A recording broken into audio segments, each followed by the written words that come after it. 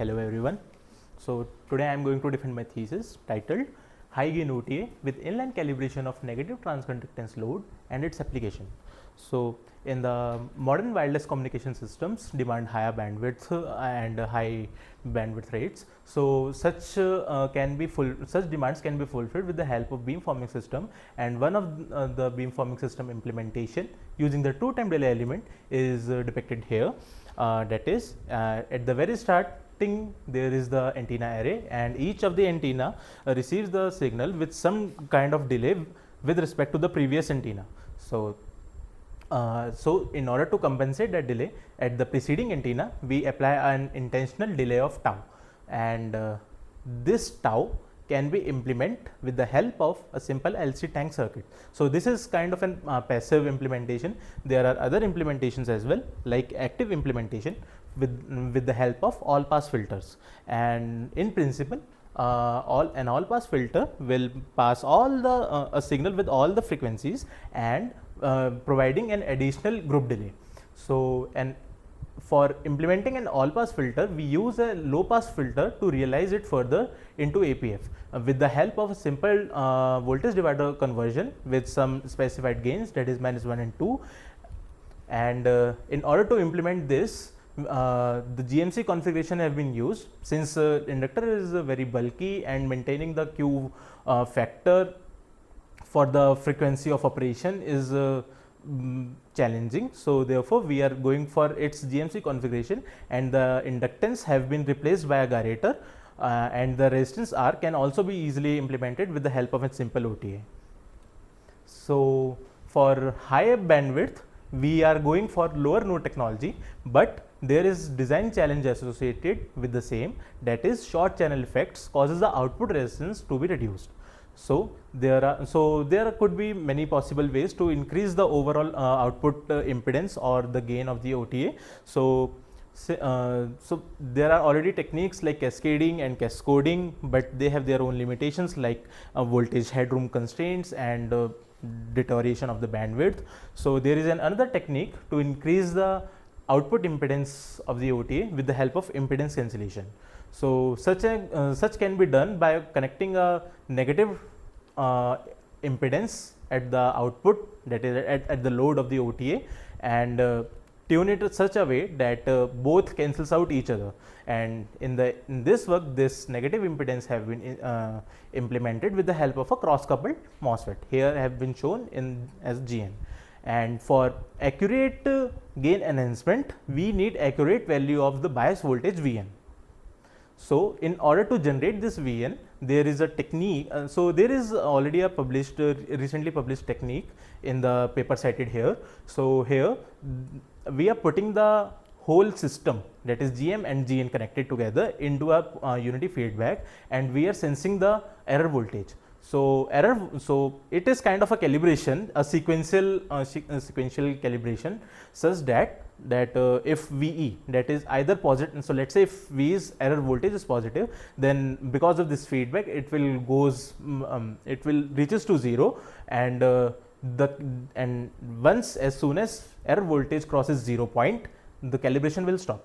So in the VN detection block, we can see the first is the comparator, and at the output of the control logic there is the counter. So as soon as VE is of the same sign, of the same polarity, the counter is counting up, and as soon as VE changes its sign, the comparator output will switch and the counter will stop counting, and the DAC will be calibrated to that final voltage. So this is the timing diagram. We can see that is since if comparator output is initially 0, until it is 0, the Vn is going up, and once comparator output is switched, the Vn voltage have been settled to some DC voltage. So this is the overall block diagram of the technique, that is when we have to calibrate this OTA. So this OTA we can use it simply, but before using it simply in the normal operation, we have to pass it through we have to calibrate it first. So we can see there is an external buffer that will be switched off during the calibration mode, and the G sub will be acting as a subtractor, and the error voltage will be detected going into the VN detection block, producing the accurate VN value. and once it is completely done, the switch S1 will be closed, and the buffer will came up into picture, and G sub will act as a buffer. So let us have quick insights for the used for the implementation of this OTA gain calibration technique. So since the very first block of the VN detection block is the comparator, so with the help of experimental data analysis, we have find out the values, that is for when the DC gain of the OTA is 18 dB and was error voltage is around 100 millivolts, and when it is increased to 60 dB, the error voltage have decreased to around 1 millivolt or even less than, that is 0.9 millivolts. So but we can easily observe a simple comparator with an easily with the offset of greater than 20 millivolts or something. So there is a motivation for the comparator to calibrate first the offset of the comparator, and the whole implementation is done in TSMC 65 nanometer technology.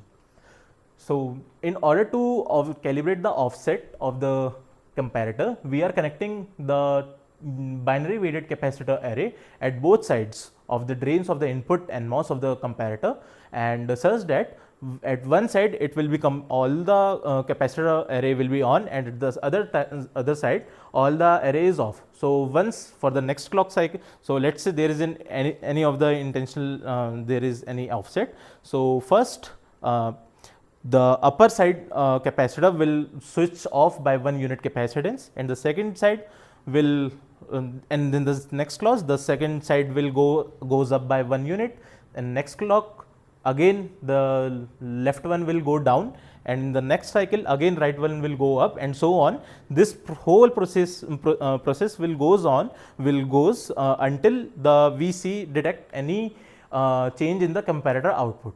So and apart from this calibration technique, there are 4 switches, that is M set P, set Q, set R bar and set S bar.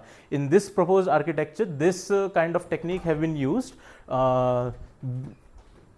This technique have been used to set. So at the very first thing, we are using the set signal to make the comparator into a fixed into the fixed output, and once it comes, the set signal will stop, and then the calibration will goes on. So this is the complete comparator layout, and this is the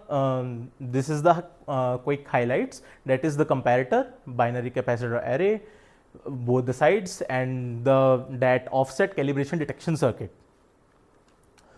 These are the Monte Carlo results post layout. So these are the before calibration results for Monte Carlo, showing the sigma, that is the standard deviation of 4.11 millivolts, and the 4 sigma value was kind of a worst case for us, and that is greater than 16 millivolts. And after calibration, we can see the sigma is 132 microvolts, and our target was to achieve less than 1 millivolt, and yes, we can see the mean as well as the sigma both are less than 1 millivolts. So this is the table that the design requirements which have been achieved after calibration in post layout results, that is the worst case offset we are seeing is 625 microvolts, again less than 1 millivolt, and the worst case comes out to be 19 millivolts, and the technique which we have been implemented here can calibrate up to 24 millivolts. So this is also within the range, and again standard deviation 132 approx 132 microvolts, and the CDAC resolution, that is the capacitor array, is 6 bits. So the next block comes into the picture is the DAC. Since we are adjusting the I bias current for the DAC, which is going to settle the value of the bias voltage Vn. So this DAC is occupied with a current source array unary, and followed by the switches, and depending upon the switches signal values, so simply the current will either goes on into the current mirror into the current mirror and contribute for the values of Vn, or it will simply goes into the ground. So this is the complete layout for the Vn detection block, and the gain calibration block highlighted here also consists of this DAC layout. So this is the timing diagram, that is before starting of the OTA gain calibration, we are first proceeding with the comparator offset calibration, and once it is done, we starts with the OTA gain calibration. So there is another implementation challenge associated with the technique, that is the subtractor gain. Since this in this technique we are finding a point where this error voltage becomes 0, and once it becomes 0, I mean ideally, so once it becomes 0, the forward path gain will become infinite. So but in the implementation we can see, if we target for the whole forward path gain to be 60 dB, but if we see here, there is also the subtractor. So if we are targeting for the forward path gain to be 60 dB and subtractor itself have a 7 dB gain, then the gain of the OTA is 53 dB. So we can either choose to lower the gain of subtractor,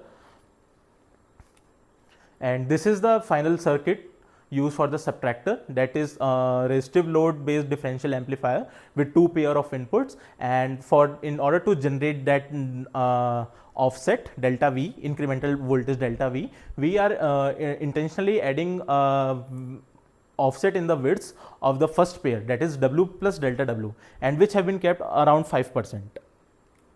And this is the circuit for the CMFB used for the OTA, which is fully differential here shown. And this is the table of comparison of this work and other existing architectures. So here majority of the works have this tuning off chip manually, so they are achieving such kind of DC gains of 80 plus dB, but all are manual off chip, or we say off chip. But there is one recent work, here it is on chip automatic, but it is not immune to mismatch. So in this work is the only one recently came to our literature that this work is immune to mismatch as well. So now let us came to the application, that is the designing of all pass filters. So this is the GNC implementation of the low pass filter, but we can see here are the loops and multiple OTAs, and if we recall, to calibrate each OTA we need separate subtractor to each of the OTAs. So if we implement this technique and all the OTAs are calibrated with the same one, so there are 6 OTAs, and to calibrate all we need 6 more subtractors. So this will easily deteriorate the bandwidth. So let us first look into this, and in the proposed work, so let us first look into a simple system, a simple low pass filter which have been defined by a cascade of 5 OTAs. So in here only for the first OTA we are using the external subtractor, and we are using some kind of reconfigurability such that OTA 2 will be calibrated using OTA 1 as a subtractor. So we can say that inside each of the each of these OTAs block, there are both incorporated at the same time, that is the subtractor circuitry as well as the OTA mode. So here is the final subtractor. We can see the blue one is only the OTA circuitry, and the red one is only the subtractor circuitry. So apart from it, there is one more challenge, that is if we see the switch S1 here depicted here S1 at all these, so we need to turn them off or on as per the requirement of the sequence. So if we let's say if we switch off the switch S1, then there is already a parasitic capacitance CG, and that CG will not be able to discharge completely instantaneously. So there is some kind of reconfiguration incompleteness, we can say, and to avoid it we have added an additional path to discharge this capacitance CG with the help of S1 bar path. So if S1 is off, this S1 bar will on and CG will discharge through that path. So this is the complete timing diagram, that is at the very starting all the comparators will be calibrated. Afterwards the gain calibration sequence will start, and in that one only the first one will be calibrated, GREC 1 will be calibrated using an external subtractor, and afterwards 2 will be calibrated using 1, 3 will be calibrated using 2, and so on till all the GRECs 5. and this is the transient transient response we can see. And only just for the proof of concept, we have intentionally added a negative side of offset in the last OTA, and showing that yes, even this kind of result can also approve us with the same performance results which we are targeting for. So this is the AC response targeting of each OTA to be 60 dB after calibration. So we can see after all are going with a 60 dB increment with the previous one. So continuing to the low pass filter, we have this structure. So let us first also have a small look at the VLP1 node. So effective impedance seen here will be from OTA2 side will be output conductance of GM, output conductance of the OTA2 parallel to 1 by GM. So even if we calibrate this OTA, that output conductance will increase, but there will definitely be 1 by GM connected to it. So even after calibration, we can see that this node is still a low impedance node. So therefore, we are skipping intentionally the calibration of this OTA 2. So there are the numbers, that is before calibration almost 1.5 kilo ohm, after calibration almost 1.9. So we are achieving 2 kilo ohms. So it's hardly a 0.4 or 0.4 kilo ohms, which doesn't give us that much improvement in the performance. So we are skipping this OTA 2. Calibration of OTA 2, and in the sequence we can directly say that OTA 1 will calibrate OTA 3, and then again goes on, 3 will calibrate 4, 4 will 5, and 5 will 6. So this is the complete structure we can say here. At the very starting, all the comparators will be calibrated, and all these 6 OTAs and the external buffer will be off. Afterwards, once all the comparators have been calibrated, we can start with the calibration of OTA 1 being acting as a OTA, and the subtractor acting as a subtractor. That external buffer will be acting as a subtractor. Once it is done, OTA 3 will start, and OTA 1 will calibrate OTA 3, keeping still OTA 2 as off. So here we can see OTA 3 will be calibrated using a subtractor from OTA 1, and afterwards same goes on. OTA 4 will be calibrated using OTA 3 as a subtractor, 5 will this, and so on till OTA is 6, and afterwards all will be reconfigured and came into picture. So these are the pre versus post calibration results. So before directly going to the pre versus post calibration results for the APF, we can see for the small blocks itself as well. First is the OTA. So here we can see a significant increase in the gain, that is the before calibration versus the after calibration. Then comes the gyrator. So we can simply say a gyrator as that it shows a small impedance at low frequency and high impedance at high frequencies. So but because of the output conductance, we can see that before calibration, even at the low frequencies, it is showing certain amount of impedance. So after calibration, we can expect that yes, at the low frequencies also this impedance will also become less. So this is the so let us also have look into the APF pre versus post calibration. That is, if we see in the signal path from Vi to VLP, there is only one resistance, and looking for C1, C3 and L2, we can see there are the OTAs with their parasitic their own output conductance, and these R naughts will came into parallel with this complete R. So if we can see that effective value of this resistance R have been decreased, so we can expect that at the after calibration, this effective value of this R shall be increased.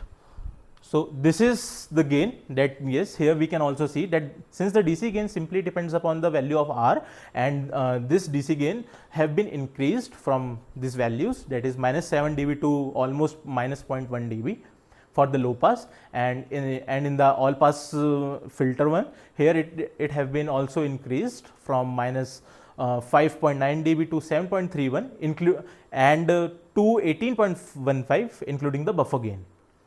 So similarly here also we can see that group delay, that is tau g, is also dependent on R here. So since we are expecting increment in the value of R, so we can see the effective tau g will also increase, and we can see here with the in the simulation results, that is tau g is also increasing up to 289, including the buffer delay. So since these R naughts creates their own parasitic poles, so the bandwidth also deteriorates. So we can also expect something similar, that the bandwidth will be increased after calibration. So we can see for the APF one as well, that is all are less than 1 gigahertz, and after calibration we are getting almost at least 1 gigahertz. So this is the complete layout of the all pass filter, and this is the table of comparison of this work with other existing architectures. Here we haven't yet implemented any kind of tunability, so that could be potential future work as well. So these are the conclusions, that is we can implement an all pass filter based active delay lines with the help of for compact TTD true time delay element implementation, and in the implementing the same all pass filters in the advanced CMOS scaling decrease the OTA gain and output resistance. So we are incorporating an OTA inline calibration technique, and this has also been but before starting with the OTA calibration, we are starting with the comparator offset calibration, and with the help of reconfiguration, we are calibration all multiple OTAs, and we can see a significant improvement in the performance of all pass filter and low pass filters. So the future work, that is we can first, as the comments suggest, so we can look for the power grid, and afterwards we can go for tape out. And second thing, in this TTD element, only one cell of all pass filter is used. We can for complete TTD implementation, from where we have taken, it is a cascade of three same kind of completely same all pass filters, 3 times cascaded. So we can do that, as well as implement the tunability as well. And other applications, since we have already implemented this technique for the gyrator configuration, so if we use the gyrator for some kinds of some LC VCO, so we can use this kind of application there as well. Thank you.